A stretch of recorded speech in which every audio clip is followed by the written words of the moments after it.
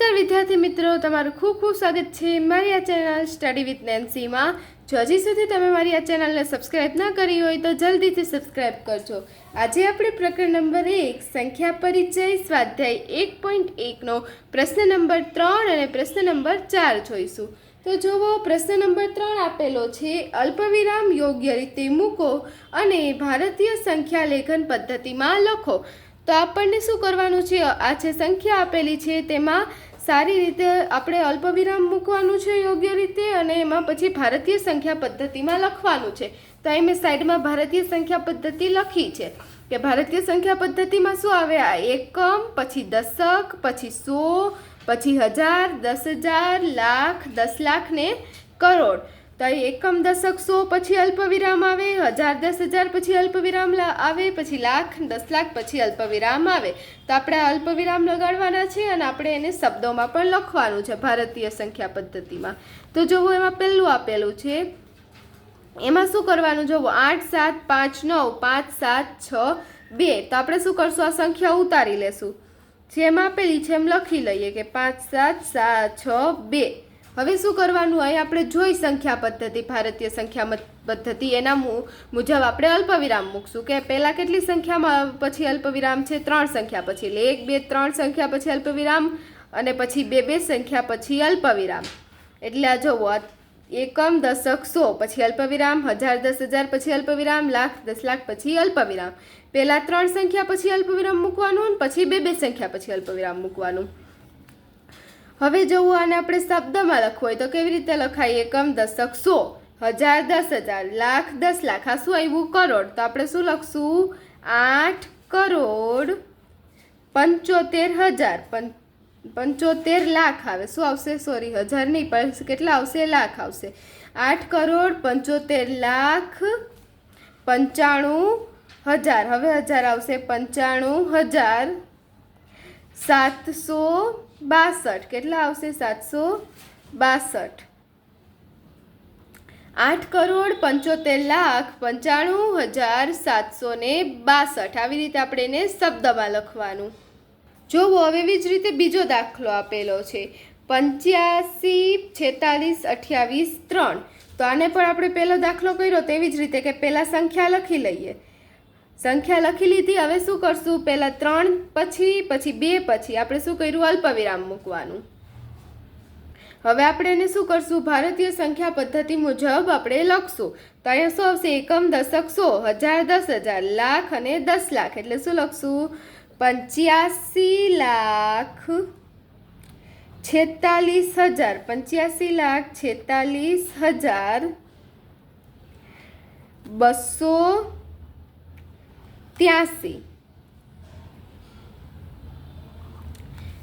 આવી જ રીતે આપણે શબ્દોમાં લખવાનું, પહેલાં આપણે આ અલ્પવિરામ મૂકવાના, પછી શબ્દોમાં લખવાનું। પછી જો એવી જ રીતે ત્રીજો દાખલો આપેલો છે, 999,000,046। તો આમાં પણ એમ જ કરીશું, સંખ્યા લખી લઈએ, પાછળ હવે આપણે એને 3 સંખ્યા પછી અલ્પવિરામ મૂકશું, પછી 2 સંખ્યા પછી પાછું 2 સંખ્યા પછી। હવે જો એકમ, દશક, 100, 1000, 10,000, લાખ, 10 લાખ ને કરોડ। તો શું લખશું, 9 કરોડ 99 લાખ, 9 કરોડ 99 લાખ। હવે તમે જુઓ, અહીંયા 1000ના સ્થાને 0 0 છે, 1000ના સ્થાને કાંઈ આપેલું નથી, તો આપણે 1000 લખવાના નહીં, સીધું અહીંયા આપણે ક્યાં આવશું, 46 છે, ક્યાં આવશું, 46 છે। એટલે આપણો જવાબ શું આવશે, 9 કરોડ 99 લાખ 46। પછી જુઓ, ડી આપેલો છે, 984,32701। તો આમાં પણ એમ જ કરીશું, સંખ્યા જોઈને લખી લઈએ અને પછી અલ્પવિરામ મૂકી દઈએ। તો 3 સંખ્યા પછી અલ્પવિરામ, પછી 2 સંખ્યા પછી અલ્પવિરામ, અને પાછું 2 સંખ્યા પછી, એટલે એકમ, દશક, 100, 1000, 10,000, લાખ, 10 લાખ ને કરોડ। કરોડ થયા તો આપણે શું લખશું, 9 કરોડ 84,000, 84 લાખ, સોરી 84 લાખ 32,701। શું આવશે આપણો જવાબ, 9 કરોડ 84 લાખ 701, આપણા ચોથાનો જવાબ આવશે। પછી પ્રશ્ન નંબર 4 આપેલો છે, આંતરરાષ્ટ્રીય પદ્ધતિ પ્રમાણે અલ્પવિરામ યોગ્ય રીતે મૂકો અને આંતરરાષ્ટ્રીય સંખ્યા લેખન પદ્ધતિ લખો. તો આપણે હવે પહેલાં આપણે કયું ભારતીય સંખ્યા પદ્ધતિ જોઈએ. હવે આપણે શું કરશું, આંતરરાષ્ટ્રીય સંખ્યા પદ્ધતિ જોઈશું. આંતરરાષ્ટ્રીય સંખ્યા પદ્ધતિમાં શું આવશે કે એમાં આપણે ભારતીય સંખ્યા પદ્ધતિમાં 3 સંખ્યા પછી અલ્પવિરામ મૂકતા, પછી 2, પછી 2. આમાં આપણે આંતરરાષ્ટ્રીયમાં શું કરવાનું, 3, 3, 3 બધામાં 3 સંખ્યા પછી અલ્પવિરામ મૂકવાનો. અહીંયા 3 સંખ્યા પછી મૂક્યો તો અહીંયા આપણે 1, 2, 3 પછી અલ્પવિરામ મૂકવાનો. આમાં શું આવે, આંતરરાષ્ટ્રીયમાં એકમ, દશક, સો, પછી 1000, 10,000 અને 100,000 આવે. 10,000 પછી શું આવે, 100,000 આવે. પછી મિલિયન, 10 મિલિયન, 100 મિલિયન. તો એમાં જો પેલો દાખલો આપેલો છે 7,8,9,2, 1,0,9,2. તો આમાં આપણે ઉપર કરતા તેવી રીતે જ કરશું કે સંખ્યા જોઈને લખી લઈએ. હવે આમાં આપણે કેવું છે, 3 સંખ્યા પછી અલ્પવિરામ મૂકવાનો. તો 1, 2, 3, 1, 2, 3. હવે જુઓ આમાં શું થશે, એકમ, દશક, સો, 1000, 10,000, 100,000. 10,000 પછી શું આવે, 100,000. અને પછી લાખ નહીં આવે, શું આવશે, મિલિયન આવશે. મિલિયન અને 10 મિલિયન. તો આમાં શું લખશું આપણે, 78 મિલિયન. કેટલા મિલિયન, 78 મિલિયન. આમાં લાખ નહીં લખવાનું, આમાં લાખની જગ્યાએ શું આવે, મિલિયન આવે. બીજું બધું સેમ જ છે, લાખની જગ્યાએ મિલિયન આવે અને 3 સંખ્યા પછી અલ્પવિરામ આવે.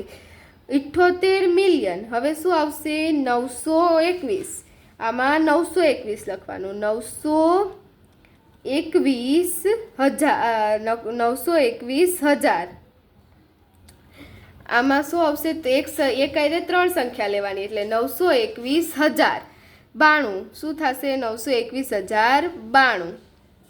આયા 0 આપેલો છે એટલે સીધા આપણે 92 લખશું. તો શું આવશે જવાબ, 78,921,092. હવે જોવો બી આપેલો છે, એમાં પણ એમ જ કરશું, જોઈને સંખ્યા લખી લઈએ. શું આપેલું છે, 7, 4, 5, 2, 2, 8, 3. આમાં પછી 3 સંખ્યા પછી અલ્પવિરામ મૂકીએ. અહીં 1, 2, 3, 1, 2, 3 પછી અલ્પવિરામ મૂકીએ. તો એકમ, દશક, સો, પછી 1000, 10,000 ને 100,000 અને આ મિલિયન. તો શું લખશું, 7 મિલિયન 45,000. 7 મિલિયન સોરી, હવે શું આવશે, 45,000 નહીં આવે, 3 સંખ્યા છે એટલે આંતરરાષ્ટ્રીય પદ્ધતિ છે એટલે એકારે 3 લેવાની. એટલે શું લખશું, 452. શું લખશું, 452. 452,000. 45,000 ની આખી 3 જ સંખ્યા લેવાની એટલે 452,000. 7,452,283. શું આવશે, 283. તો આપણે બીજા દાખલાનો જવાબ શું આવશે, 7,452,283. એવી જ રીતે જો ત્રીજો દાખલો આપેલો છે 999,85,102. તો આમાં પણ એમ જ કરશું, સંખ્યા લખી લઈએ, પછી 3 સંખ્યા પછી અલ્પવિરામ મૂકશું. અહીંયા મૂકશું, પછી અહીંયા મૂકશું. 3 સંખ્યા મૂકીને અલ્પવિરામ મૂકવાનું. તો અહીંયા શું આવશે, એકમ, દશક, 100,000, 10,000, 100,000, મિલિયન અને 10 મિલિયન. એટલે શું લખશું, 99 મિલિયન 985,102.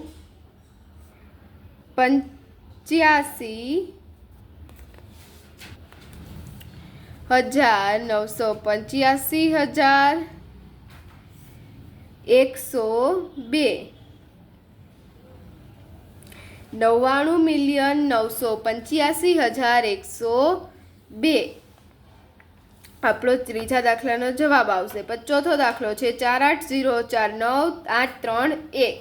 તો એમાં પણ આપણે જોઈને જ સંખ્યા લખી દઈશું. 480,49,831.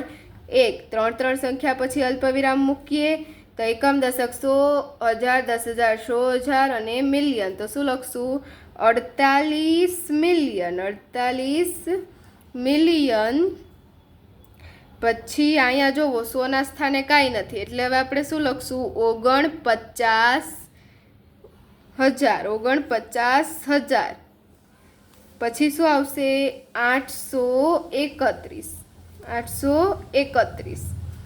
તો આપણા ચોથા દાખલાનો જવાબ શું આવશે, 3 સંખ્યા પછી અલ્પવિરામ મૂકી 48,000, 48,49,832.